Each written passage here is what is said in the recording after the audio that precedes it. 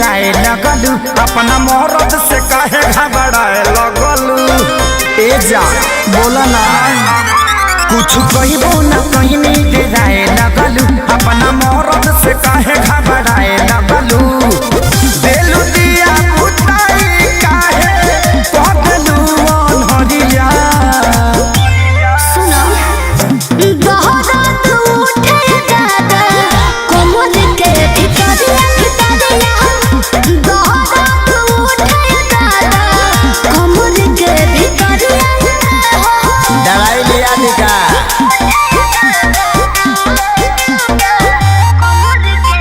Music by Arya Sharma.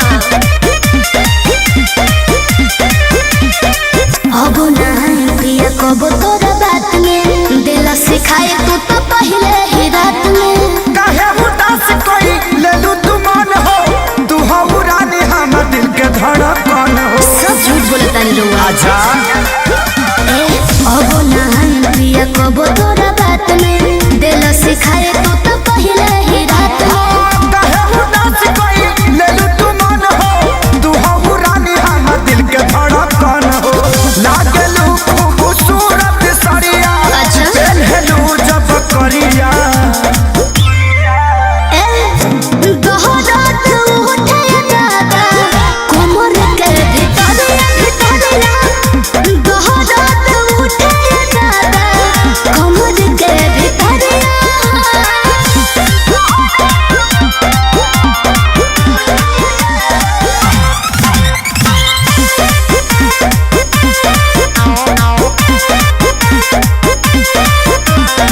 कोमल बदन हमारो नियन गाल हो कैले प्रकाश बारो तो वैसन हाल हो। सोनुआ संजय के कहला में आके कोई हम गलती रानी तो के ना जमा के। एहसास हो गई कोमल बदन हमारो नियन गाल हो कैले प्रकाश बारो तो वैसन हाल हो। सोनुआ संजय के कहला में आके कोई हम गलती रानी तो के ना जमा के। देखी माजा दूरे से ले ले आ रहा है सदिया। सुना बोला दहरात उठे दादा कोमल के भितरिया दहरात उठे दादा कोमल के भितरिया।